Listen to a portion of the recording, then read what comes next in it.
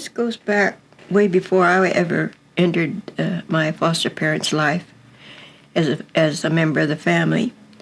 And Clarence's parents and my foster parents had come from Japan almost together at the same time. And at one time, they had leased the Santa Cruz Island across from Santa Barbara, doing abalone, whatever you want to call that business.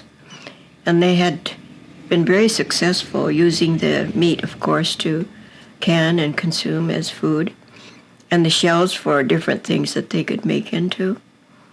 However, during a storm, it washed away all 13 ships that they had. Boats, I should say. And so Mother blamed it on the unlucky number 13. They had lost everything completely and they couldn't afford to start again. So they came back to the mainland, to Santa Barbara, and Clarence's folks continued on back to Seattle, where my parents remained in California. And I don't recall exactly what he went into, but Father was always doing some sort of a business there. So Clarence did for a time grow up in Santa Barbara, where he had a neighbor friend, a little boy, that he used to play with. Early in the morning, he'd jump from his bedroom window through theirs and go in for breakfast there. And it so happened so many years later, when I was growing up and out of high school and taking active parts among the young people and in church work. I was superintendent of the Sunday school in our church because I was the oldest niece there. However, in the meantime, they were organizing a young people's organization. And I was thinking of the YMCA and the YWCA, and I thought, a triangle. Why not start one for ourselves? American-born citizens, ABC Club. Mm-hmm. And we had just started one when I knew that there was a JCL organization being organized here in the northern part of the country here in Seattle. So then we learned later that Clarence was going to come down to California and help organize the same organization that they had organized here. To San Francisco and Los Angeles. And so I thought, well, I'm going to go over there and find out what it's all about, and maybe we can improve our group.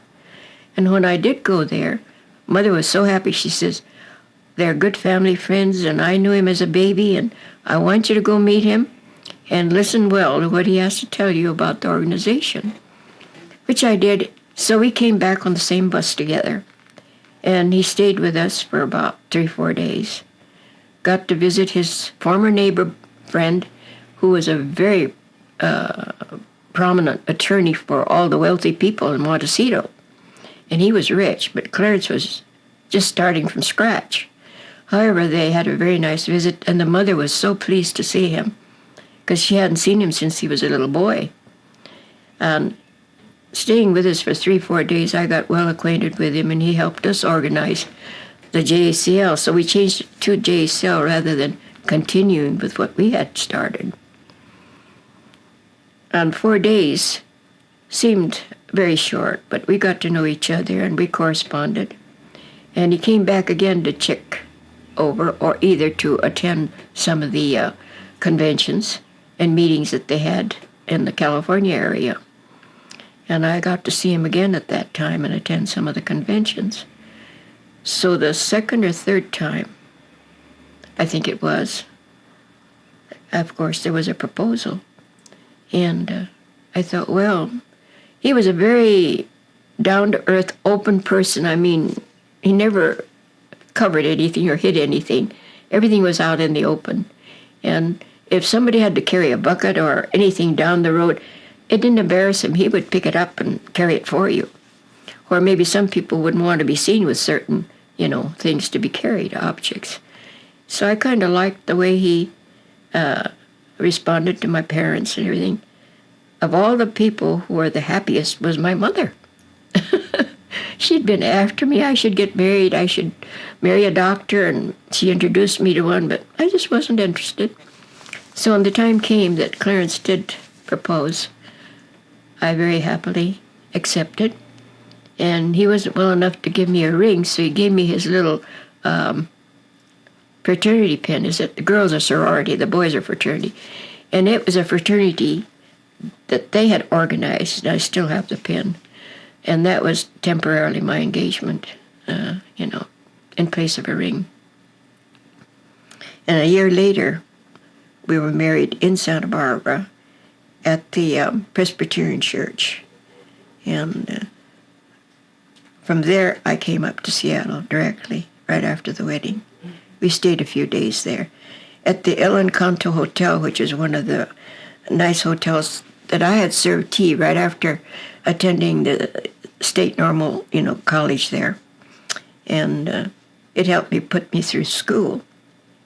So the manager there, the owner there says, Yone, come up and spend 2-3 days in the honeymoon suite.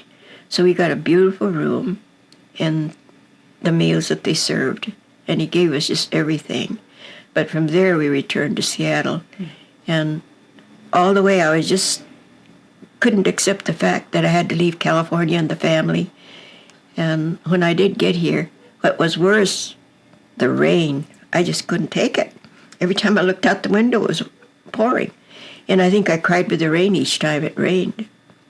But he was busy, and I eventually got acquainted with the church members and kept myself busy. And then I went to the office to help him because he needed a secretary. And of course, I had to learn legal terminology and learn to type a little bit more. But so I spent most of my time helping him in the office. Which church did you join? Clarence belonged to the Baptist church from the time his parents, and he was a youngster. So he said, you don't have to join my church. He says, there's a congregational church, Japanese one, that you can join. I said, no, if I'm married to you and I'm here in Seattle, I said, I'll join your church. So I was baptized in the Baptist church. I was originally a Presbyterian, baptized by a Caucasian minister and his wife, who was an artist. And then when I moved to Santa Barbara and attended the Presbyterian church there, the Japanese church learned that I had moved, into town, and I was one of the older Niseis. They needed some help. And they asked me, would I please come to their church and help them out, because they had very few older Niseis that could help out. So Mother says, well, why don't you do that? So I went in. They appointed me immediately as the, what do they call it, superintendent?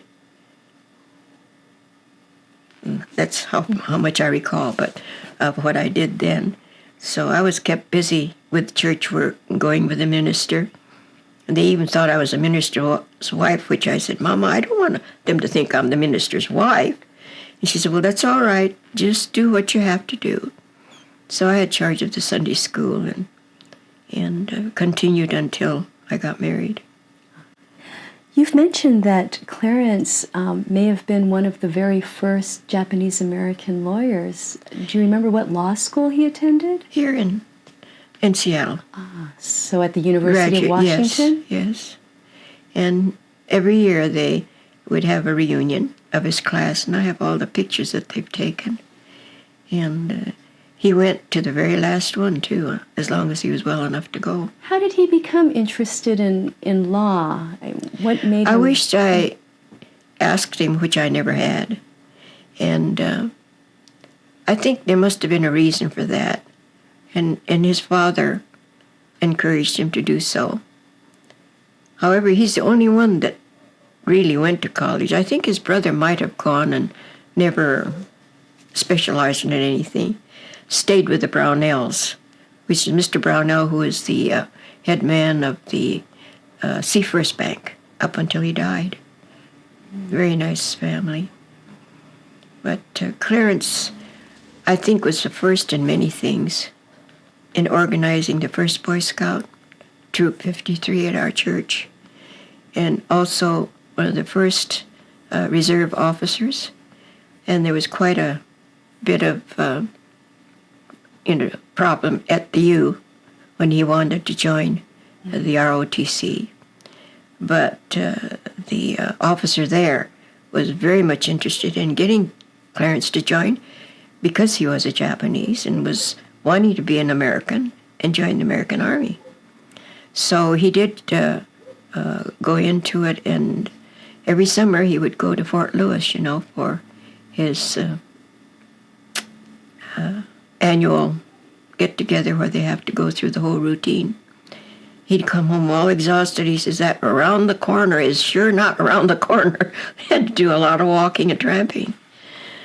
And so he continued up until the outbreak of the war. And he says, now's my chance to go and serve my country. But poor fellow, he had high blood pressure. And his friend, who was also in the Army with him, in the reserve with him, was anxious to have Clarence join him and go together. But he had a bad heart, but he passed his test. Clarence couldn't pass his because of his high blood pressure. And he was really down and out. And when he came home, he says, we're going to go on a diet and you're all going to help me. So his mother and I worked day and night trying to get that blood pressure down. And the more he tried, the worse it got. I think he got so anxious to try to make it somehow. The boys would say, that's okay, General. That was his nickname, General. And we'll go do the fighting up front. Why don't you stay home and do the fighting here on the home grounds for us and hold the fort here until we come back? And they wrote letters to him, so that he wouldn't be down and discouraged. But finally, he was able to get a job through Washington, D.C., and he had a message saying, we've finally found a place for you. Perhaps not in the Army itself, up front, out in the front, but we have a very good position for you in the, whatever it was, something in security department, because they trusted him, and in his experience, they felt he could do it. So he went to bed just as happy as a lark. And the next morning we got up, turned on the radio. The news we got was VJ Day. He almost fell through the bed.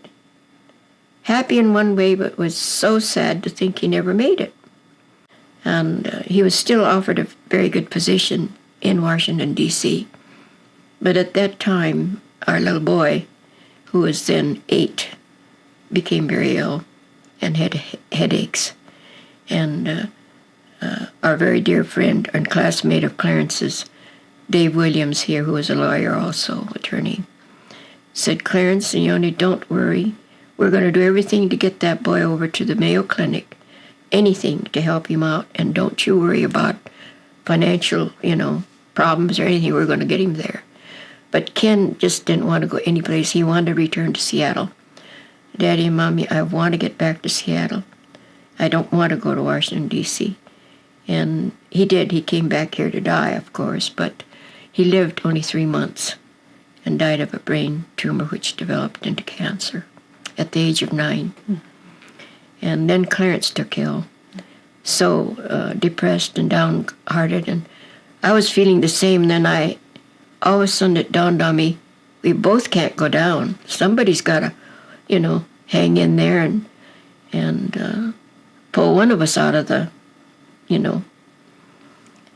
pit that we're falling into. So I had to really snap out of it and help him because he just kept going down. He was very, very depressed and very sad.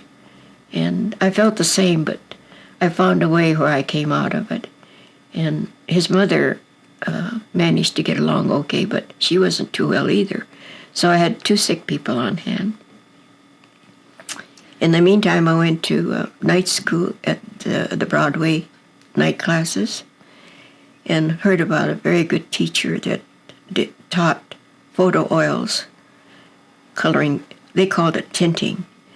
But I eventually learned from another friend how to do heavier oils on photographs for window display or special orders and wedding pictures. And so I really went into that and then opened up a shop downtown and had 2 girls that I trained. So I managed to make a fairly good living until I had 2 sick people. Clarence's mother got quite ill, and she stayed with us instead of with her daughter. However, Clarence was unable to do.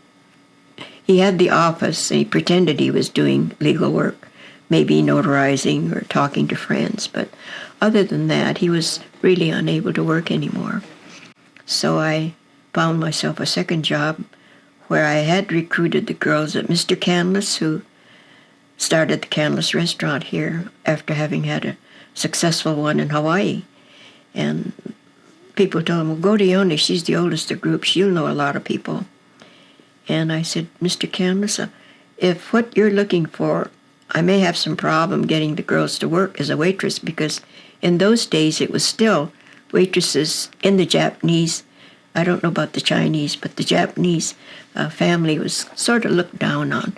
The geisha girls or the waitresses, which were even, geisha girls, the good ones were good, but the waitresses are too, I'm sure. However, at the time, I did recruit the girls, but on their part was an understanding that their husband would say, well, if Yone's going, why don't you work? Or the parents would say, oh, if Mrs. Arai's working, fine, why don't you go? So I said to Clarence, well, what am I going to do? I've got my own shop, and the girls, 8 girls I've got lined up on the 10th one, and they don't want to go, or their parents or their husbands don't want them to go unless I'm working. And I said, I've got one job already, and he says, why can't you, work part-time during the day, train somebody, and then go in the evening and help the girls? Well, I had to learn from scratch because I couldn't hold 2 cups of coffee even, or know my drinks. So we had to learn from scratch to call off the drinks and how to serve and how to toss salad. I guess we could do it, but I mean, you couldn't hold 3 cups of coffee. I'd come home and burn myself every time, but I learned to hold 3. And you can't stack cups, but you can hold 3 cups, 2 in one and 1 in the right hand. And really, really stayed over time to have the bartender teach us how to call out the drinks and the names of the drinks. And Mr. Ken was so strict. One little error. Who forgot the butter? Or how about the water? Whose table is this? $1 fine. And I think I got fined $2 anyway. Nobody argued with him. It was it was a problem in itself, but at the same time, the customers would feel terrible for us, but that was Mr. Canlis. He couldn't change. And we had some very, very good customers that were so nice to us, and we in turn kept a blue book that kept the names of each customer, their favorite drinks, their favorite desserts, the minute they walked in, what tables they preferred, and instantly serve a cup of coffee, or a half a cup of coffee, or a highball that was 1 chunk of ice. And they were very, very particular, and these are the little things that we put down that pleased them, because they never had to repeat the second time when they came in what they wanted. And so we really thoroughly had all the customers spoiled. And when the time came, after 12 years, decided all of us, we were just so tired we had to quit. We told Mr. Candace, well, what am I going to do for girls? So we tried to recruit as many as we could and trained them and left. And the customers that had been coming followed me down to Fredericks, where I had gone in and applied for a position in the cosmetic department. Since I had colored oils, I could work on people's faces. And I learned to cover birthmarks, scars, both children, adults, men and women. And so the doctors would send them in, with scars or problems. And so I had a very nice job, but it didn't pay that much. But if I could sell a lot, I would make commission from the company. And the customers from Fredericks, not from Fredericks, from Canlis, previous customers, we sure miss you girls. nobody seems to know what we want, what we like. And like one man says, always wanted sugar on his tomato. But everyone had some sort of a, habit that we had to remember. And this made them very happy. And they'd come by, sure miss you girls. Things aren't the same anymore. So the girls that were working out, some working in the post office, and everybody had a job in different areas, very good jobs after that. And the reason why we couldn't, so immediately after the war, it was hard to go out and say, we want this job or that job. You just couldn't get it. It was a little problem there, I think, the adjustment on both parts, the residents and the Japanese. But eventually it got so they were able to get most any kind of a job. And things turned out okay. But Mr. Canlis was rather upset that we left, but he managed somehow. You mentioned that Mr. Canlis, when he was looking for women to serve as waitresses, that someone mentioned to him. No, we had a matrons club that we organized in 2 years after I came from California. And I have a picture of our group, but then there again, they had selected me as the first president of the group. And right now, there's only about 4 or 5 of us left. And so no matter how tired I am, if they ask me to come, oh, but you got to come. So I dragged myself out yesterday. Then I had to go to one last night. So I thought, gee, will I be able to be around today? So were the women who you recruited to work at Mr. Canlis's restaurant, were they all members? No, not really all. Oh, okay. Because our group that was originally organized pretty much stayed that way, and this was right after the war. So the original group was completely different from the one after the war. Okay. Yeah. And I happened to know them, and then the individuals that I would talk to say, oh, I know who else would like to join. If you're going to go, maybe the husband or the father will let her go. And that's how I happened to get them. And they were all really very nice people.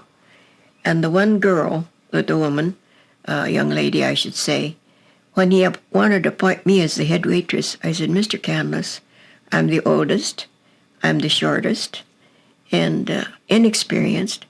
But I said, this one young lady who is tall and stately and very gracious, Rosemary Beppu, one of the Beppu brothers' wife, very lovely girl. And her father had a restaurant at one time, and she used to help her daddy. So she knew restaurant business. And I said, Canlis, she has everything. Why don't we select her? He said, well, if you say so. So we had Rosemary, but every time she had a problem, Yone-san, will you come to the rescue? She says, I'm having problems.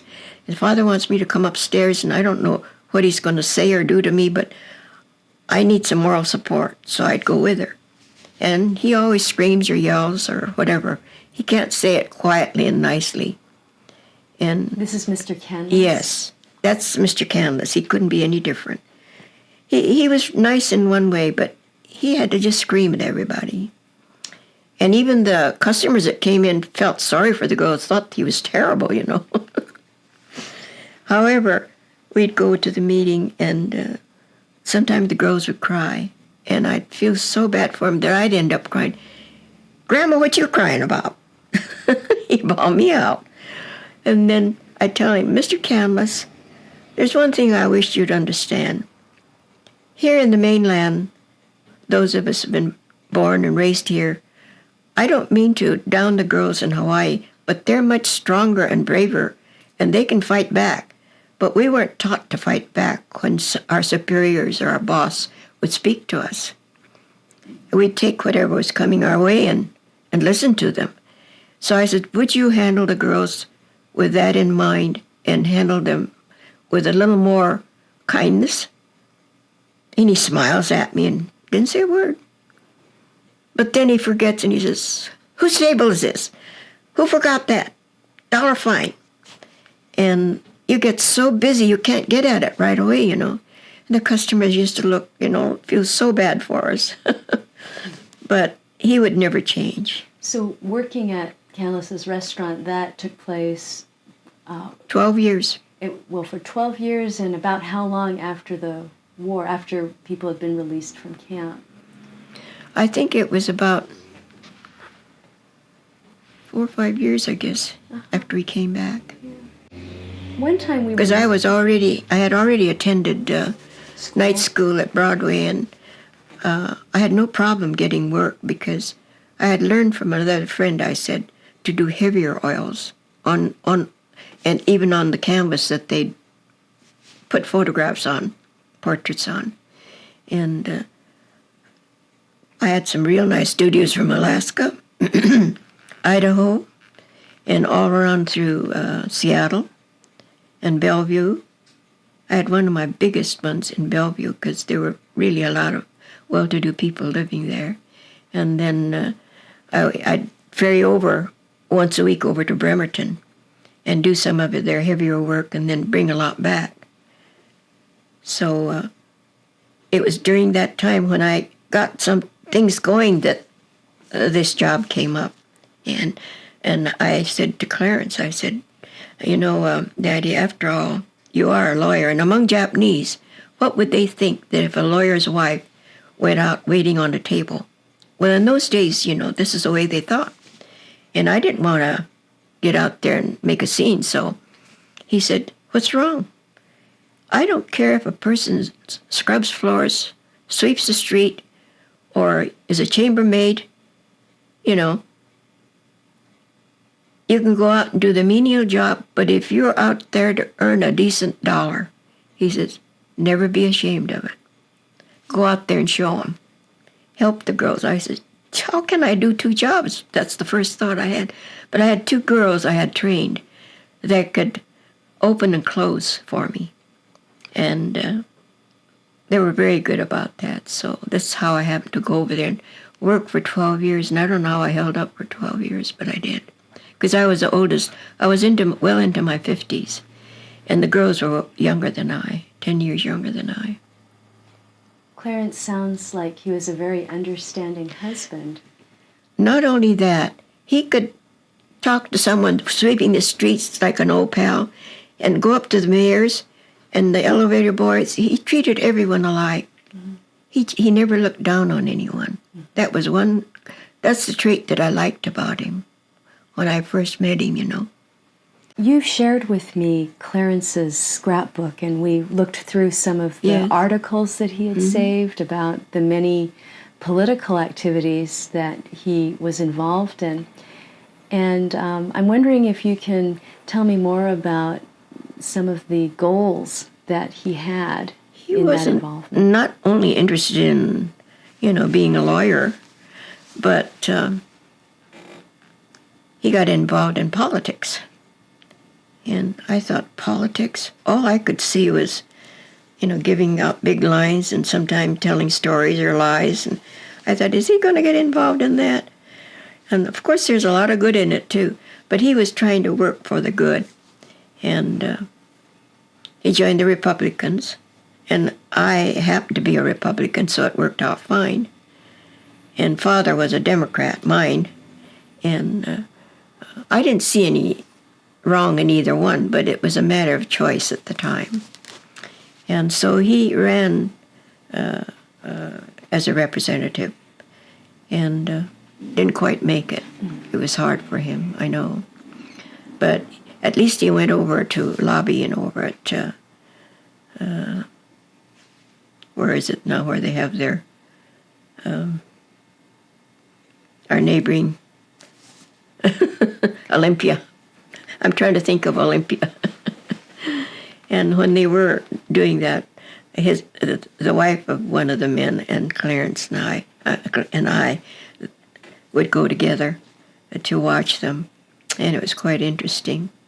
So he was maybe one of the first that tried getting involved in politics. How did other members of the Japanese American community respond? Did they support him? Yes, because they were in hopes that he would go in there and work for them. Whether it's the city or the United States or whatever, that if he could represent them. Mm-hmm. And naturally, the Japanese consul was very pleased. And he was very active in their group, too. So was this in this is before the war? Before the war, yes, when we started. And I was involved in PTA.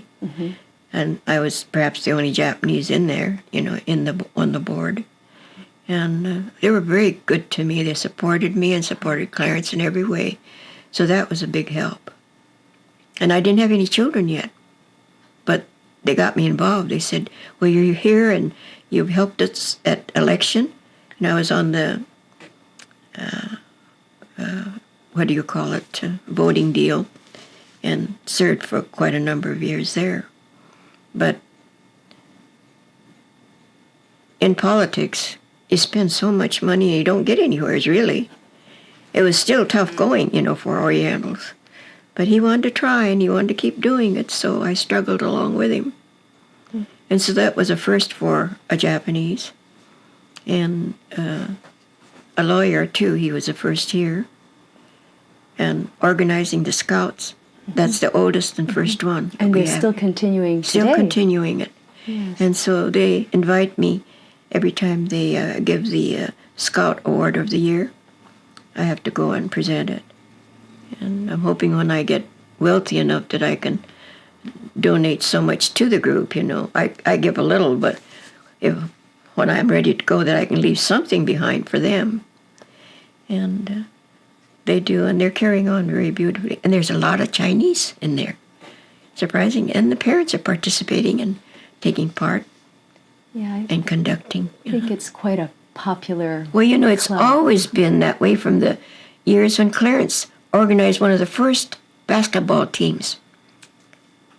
And that was at the church. And it involved Chinese and Japanese. They were in there. The Jew boys, I don't know if you know Willard Jew, the two brothers. Oh, I knew them real well. And how I got started in bonsai was when Willard's wife died, because Willard's wife was part Eskimo and part Chinese. But we were neighbors and we were very close. So when she died, Willard said, Yone, I want to give you one of Amy's bonsais, because you were good friends with her. That's how I got started in bonsai. Took off on that now over 20 years. We've looked at also some other books that discuss some of Clarence's legal work, and one of the most controversial things that he became involved in was with the cannery workers issues. Yes.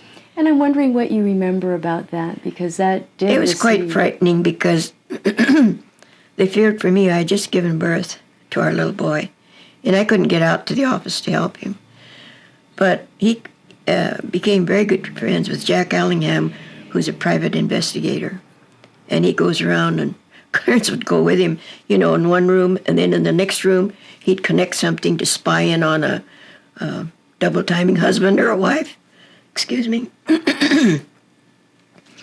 And so with that experience, he hired and asked Jack if he would be with him and protect him as his bodyguard.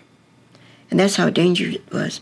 It was usually, I think at the time, mostly the cannery workers, the Filipinos, that were after him. But he was fighting for the right for the Japanese to be able to go in too. And they had been going. But for some reason, and I don't know too much in detail how much it involved, but they were worried for me, if anything should happen to me, so I stayed pretty much at home. Yet he was very good friends with one of the oldest Filipino leaders, Santos. Bob Santos? Bob Santos. Knew him very well. Yeah. And Clarence used to handle a lot of the Filipino legal works, and the Chinese, and the Japanese. Do you remember anything about how the cannery workers issue got resolved? Was Clarence pleased with how it ended? I think it eventually worked out so that things were ironed out and became peaceful. But later on, I don't think that many Japanese from here went over there to work. Students went because they could earn good money, during the holiday, their vacation, time and earn money enough to go to school. And I know a lot of people ordinarily would go every summer to work and earn enough money and come back. The Chinese would go too. And that's where Amy came in. Her father evidently was from Seattle, went over there and had this little girl, daughter, which was part Alaskan and part Native Alaskan and Chinese. She was a very brilliant gal, very sharp. Mm-hmm.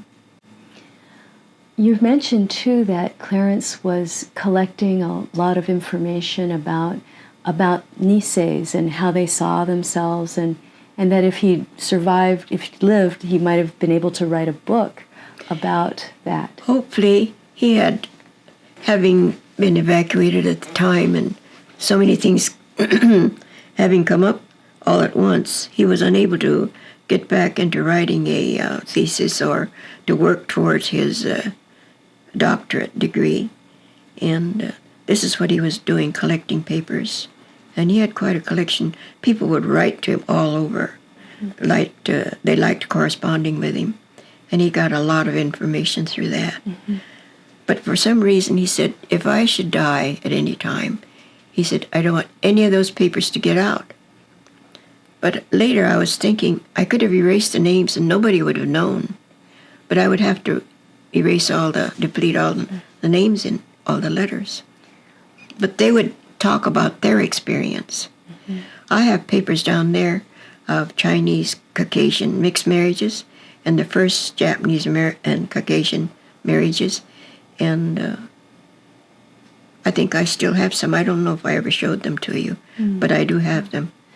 Still have them. Mm-hmm. Uh-huh. Mm-hmm. So would you say he was interested mainly in adjustment and assimilation? Yes, adjustment and assimilation, and that it had started out very nicely, that if it can continue in that manner, he felt that it would be a good thing. Mm-hmm. And people who had this experience, originally, maybe the first, would write to Clarence, about their experiences. Since he was a leader and founder of JACL, how did he respond to evacuation and having been in the reserve, Army and a captain in there, he was ready to cooperate in every way to evacuate and keep peace. And the one thing that I think hit everyone's heart was when we were all on board the bus heading for Puyallup. That was our first, place where we were to assemble, where all the stables were, and they had fixed it up for us. As we boarded the bus and got on, the bus pulled out. My little boy, who was 8 years old, popped up and said, Daddy, how come if we're all Americans that we have to leave Seattle? You could hear a pin drop, except for the motor of the car. And Daddy said to Ken, do you remember Daddy telling you about Uncle Sam? He said, yes, Daddy. Well, Uncle Sam is the daddy of America, of all of us. And he's telling the country and Seattle, which is Seattle's part, that there is a war going on, and it would be much safer for us to leave Seattle right now. But when the war is over, then Uncle Sam will let us come back again. Oh, that's okay, Daddy. Never asked another question. He was pleased with that answer. Yeah. What are some of the other experiences at Puyallup or later in Minidoka? Puyallup, everybody was too busy hustling around because they knew we had to move again. And we were in very crowded quarters then. But we were all assigned a job. I had to go around and check all the rooms and see there was no fire going on and see that they kept things in order. Then when we went to Idaho, some, I think, went, I guess they were in different, the ones all that were mostly in Puyallup went to Idaho. And there were some complications because Clarence being a reserve officer, there was also another one that came from Portland, but he joined after Clarence had joined. He's younger than Clarence. And he had a different outlook than Clarence did, and Clarence couldn't see eye to eye with him. But it was never brought to light. I mean, whatever was going on, Clarence sensed it. And there were very... the one sad thing was the older parents, or the Issei's, would hear a plane flying overhead and say, "Oh, maybe that's a plane from Japan. Maybe they're coming to pick us up." And then again they say, "Oh, that maybe the enemies. Maybe they're going to shoot us while we're in camp." So there's this two different outlook, you know. And we had to tell them that it was neither one. However, you sense all kinds and hear all kinds of things from both angles. And so you have to sort of be on your toe. I know I had to be with myself and my little boy and watch carefully, because they knew Clarence was in the Army and was really American, and that maybe would go against the Japanese. But naturally he would if he had to go out and fight, but not in camp. He wasn't fighting the people there. So we had to be very careful. Did his status in the reserves ever change, as it did for some people who suddenly found themselves reclassified to... No, he was still a captain, and it was never taken away from him, because he was still cooperating in every way with the evacuation. And then I took over the Red Cross work, and those who were willing pitched in to sew and make things and collect things, and we kept mailing it back to Seattle. But the part that makes me sad was, perhaps it wasn't done intentionally, perhaps in the rush and the busyness of all the war and everything, and they might have had been overworked at the Red Cross, but they couldn't find our schedules or our, timetables or everything that they had to keep track of what we did to receive the hours and the pins. They had a few. I did get my pin and one other girl, but they hadn't kept too close on that. And we thought one of these days, I know the lady that was in there originally, she would have, but she had to retire and someone else came in, and maybe they just dropped it there. So those who should have received a Red Cross pin for the hour that they put in helping me should have gotten one. Did you apply for an early leave clearance, or did you stay? We stayed almost till the end. Clarence wanted to see what happened towards the end. And so it was just about almost, I think, at the end that people were leaving. So. Okay. Some of the other activities that Clarence was involved in also included work with the Associated Businessmen. Do you remember that group? And I'm wondering if you can think of any of the activities that might have covered. Well, I know after the war, there was quite a bit of a change going on. Union. Everything was being unionized. The nurseries, the greenhouses, which many Japanese owned, and none of them were licensed as union members, and they had to go through certain tests. All the butchers, there were many of them, and the older Japanese, the Issei's, not being able to understand English completely enough for cuts of meats and things, had to have help. So our little apartment, of course the room was about this big, but every night he'd have the group come up there and be on the floor with all the map and the charts out, cuts of meat going on.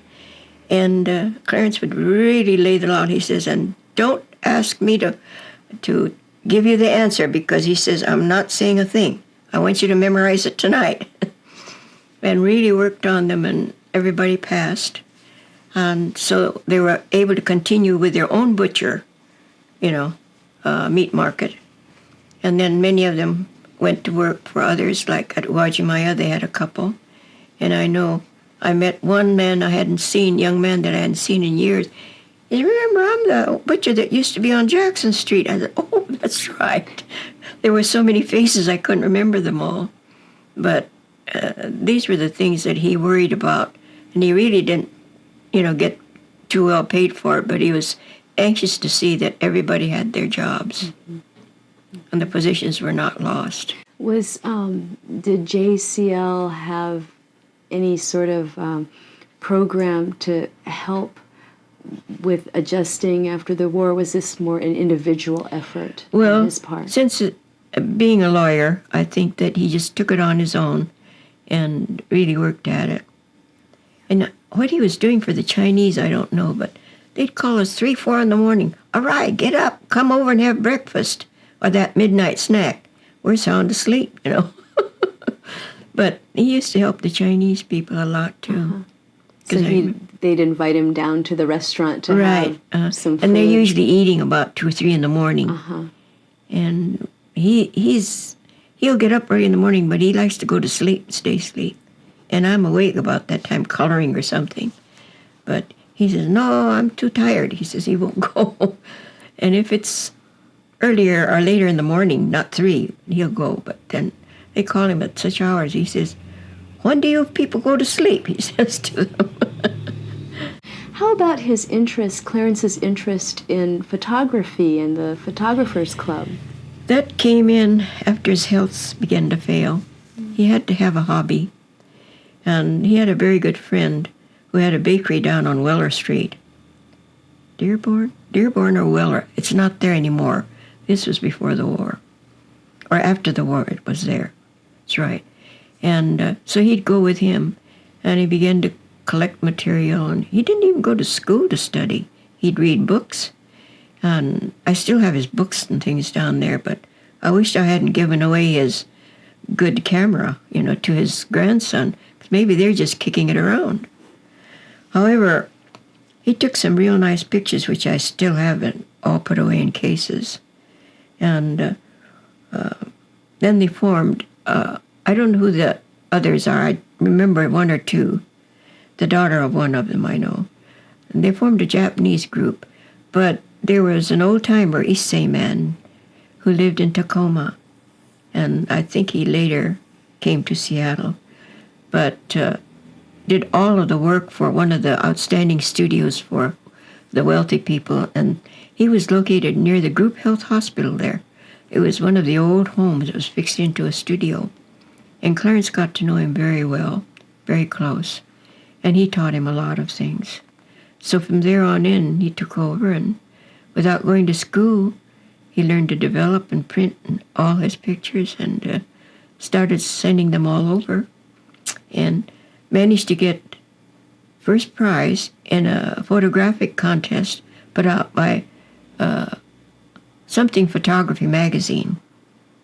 And they bought 2 companies that deal with water, bought 2 of his pictures that had to do with the scenery of the sound or the water or the ocean. They're beautiful pictures. One is a very peaceful picture beside a mill, and the trees and the lights shining through, between a shaft of light. And so he enjoyed doing many of those pictures. It came out pretty good. Mm-hmm. Since you were the wife of kind of a prominent member of the Japanese American community, did you feel like there were a lot of expectations that other people had of you? Maybe so, but then at the same time, if he had to go someplace, unless I was asked, I wouldn't go, because I just felt that it made it harder for me, However, they were all very nice to me, And we went to a lot of Caucasian functions, too, in the reserve officers or the council, the councils from different countries. And the Army Reserve officers formal every year. I'm the shortest one, One of our good friends, okay, put your hand in my pocket, we'll take off. Because they're so tall, but it's a formal, but they're very informal. The only formal thing is you start out with your husband and wife, and then you have to dance with everybody, and then end up with your husband again, But all those things once you get used to it, it's nice to mingle with different groups like that. Mm-hmm. And they all treated me so nice. In fact, we were the only Orientals in the group. Mm-hmm. Mm-hmm. Whether it's the reserve officers or whether the legal group would get together and have a New Year's Eve party way out in the country club somewheres. Mm-hmm. And I just can't even take a drop of alcohol. So I asked the bartender to fix me one little glass of lemon sour. All you do is barely sip on it, so sour. So when the rest of them are about 3 sheets in the wind, they'll say, Yone, what are you drinking? I said, oh, very special. You want a sip? What in the kind of a drink is that? A horrible taste.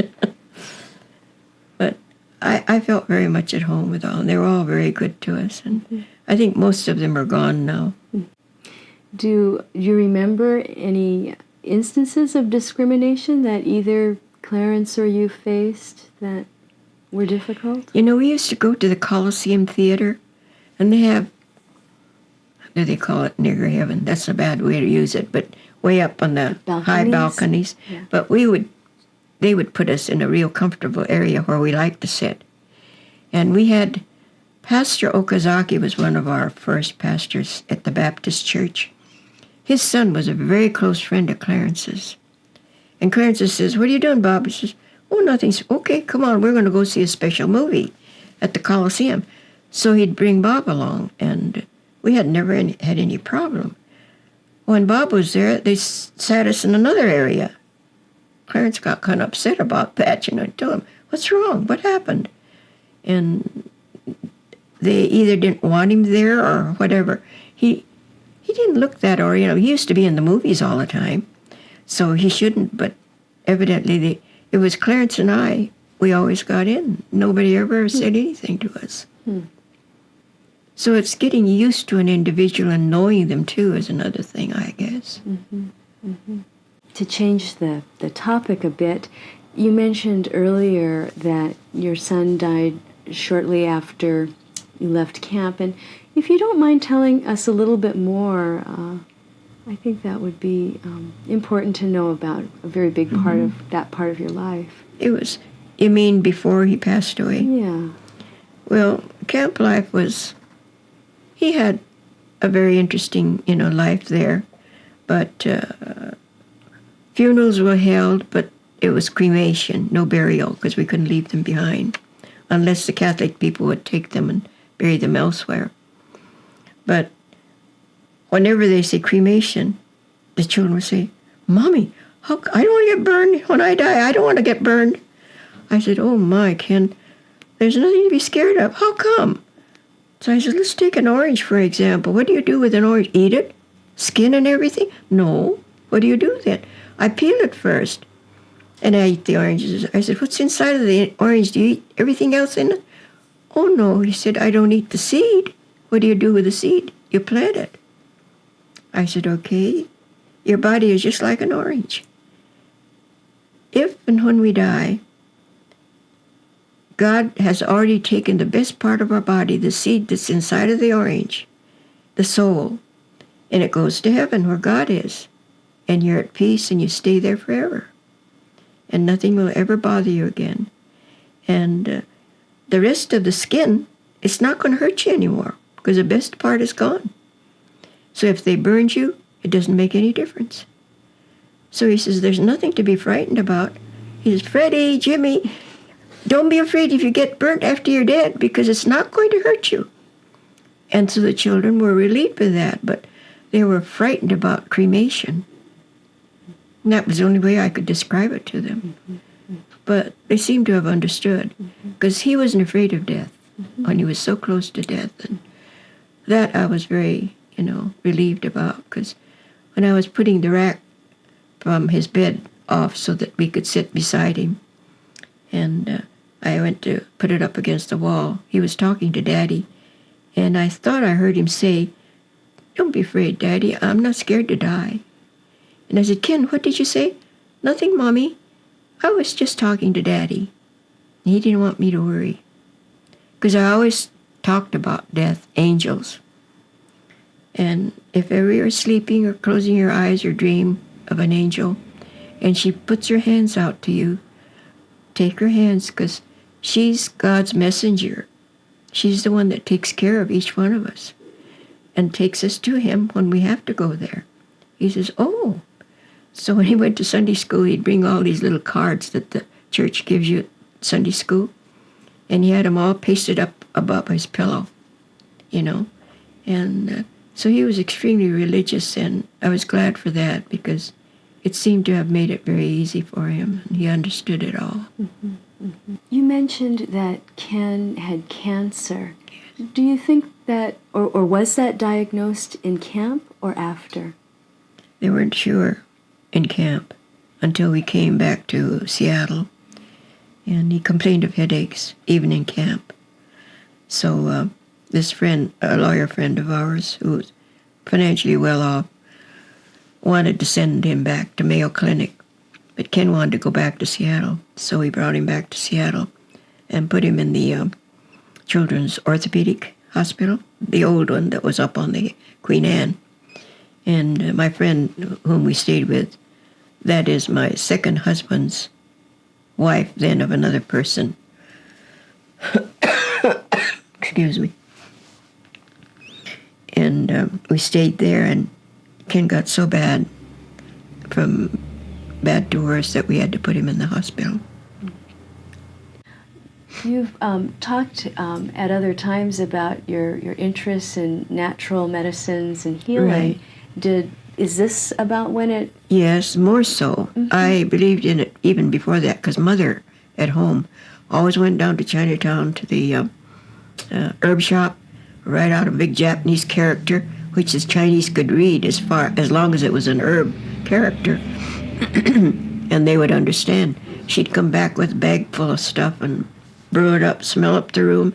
Now, you drink this, and I'd hold my nose and drink it. She says, don't do that. Now drink it all down. It's good for you. And she'd have a herb for every problem, and I would take it. But if anybody got sick, she would take care of them too, and she spent more money on herbs. And I think one of the most interesting thing was, I'll not even mention the race, but it wasn't neither one of our races, came and says, Mama-san. He says, I'm sick. He says, you give me some medicine? And she found out that he had gonorrhea. And she says, oh, you wait a minute. She ran down Chinatown, got some herbs, brewed it up, and gave it to him and said, you do this so many times a day for 1 week, 2 weeks, or whatever. You know, at the end of the third week, he came back and he says, Mama-san, oh, well, you help my friend now. And it worked. But Mother was very, very conscious about that because the family had been doctors for 35 generations, and she wanted to be one. In no way in Japan in those days, women weren't supposed to become professional doctors or anything. But she got to learn a lot from Grandpa says, that's foolish. He says, I'm going to get a tutor for you girls. They got to learn more than the boys because he would teach them everything. How did you pursue your own interests when you got into Seattle? Then when Clarence became ill, the doctor that we went to didn't seem to do any good. And I couldn't afford to be running around looking for another doctor. And he said, well, why don't you... He says, there isn't much I can do. Go home and try to take care of him. He had extreme high blood pressure. And just stay off of meats or do whatever. And so I went to the health store and checked in on some books and read them and asked the health store people a few things. And there would be classes going on that I'd attend. But in one place, it said of a person and the doctor who recommended eating brown rice and fruits 3 times a day for a whole week or 2. And I thought, goodness, it's easy preparing it, but what about the poor person that has to eat it 3 times a day? I tried to think of all the different kind of fruits I could give him, and the brown rice is the same brown rice. And he was eating it. He didn't say a word. At the end of the 3rd week, when we went to the doctor, and his blood pressure was down. And the doctor says, good, so keep him on the brown rice and fruits. And Clarence came home, and he just sat there and cried like a baby. He says, brown rice and fruits, brown rice and fruits. 3 times a day, every day. He says, how long do I have to do? I cried with him. I felt so sorry for him. Then I looked further into it. I could give him fish soup, cook it down and make a broth out of it. And he wasn't to have salt, so I put lemon juice or vinegar to enhance the flavor a little more, and twist a little lemon peel. And then he would have brown rice with that, and I could put vegetables in it, or take lean breast of chicken and slice onion and put little onion juice and garlic and a slice of lemon and wrap it in foil and pop it in the oven, which wasn't too bad. I had to eat to see what it was like and think of something that would be interesting to him. And I didn't give him too much red meat. He got chicken and fish, a lot of fish. I go to the fish market and they said, here's a big fish head. And Chinese like to make things out of fish head too. So I'd bring that home and stew it down to a soup, and it's very rich. And I had a Caucasian friend, a woman, who would eat, chaga, steamed fish, and she'd go for the head first, and she'd have it lined up like toothpicks, eating every bit of it, relishing it. And her husband says, Claire, please stop eating that fish head. He couldn't stand it, but she loved it.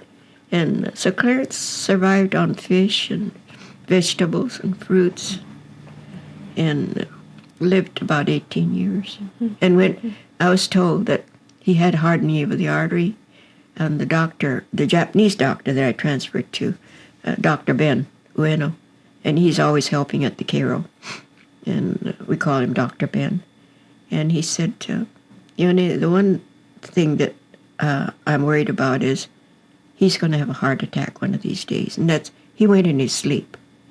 When I came, he was sleeping already. And just went in his sleep. So I found him in bed, already gone. Mm-hmm. And the poodle dog at his foot of his bed chewing on a bone. His pet dog. Not aware of the fact that he was gone yet because he was a puppy yet. But he did pretty much what he wanted to do and enjoyed doing. Visited all the people down Jackson Street and Chinatown and the Filipinos, the Chinese, and whoever he knew there knew him, So it was hard to accept, but I was sort of prepared for it because the doctor had warned me. So I moved immediately out of there. We lived there for his sake because he could walk and go down and visit people.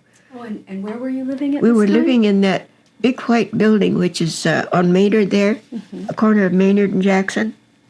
Rainier Heat and Power building. You can enter from the side.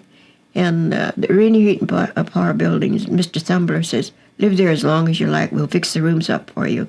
So we had 2 big spacious rooms, fixed it up. It was very comfortable. And he had an office there all to himself with a big studio window, skylight window, so that he could, work on his photography and do everything. And so right after he died, remember there was a Takano studio, I don't know if that far back, on Jackson Street that had photography. And Mr. Miyake owned it, and they had an apartment unit, which is what do they call them when you have a front and back entrance to the long, row of apartments. And she said, Yone, please come and live next door to us. She said, we have a nice apartment vacancy, and we don't allow dogs, but you can bring your little poodle dog, which was Clarence's dog. So I moved into the apartment and lived there until I remarried. That was about 9 years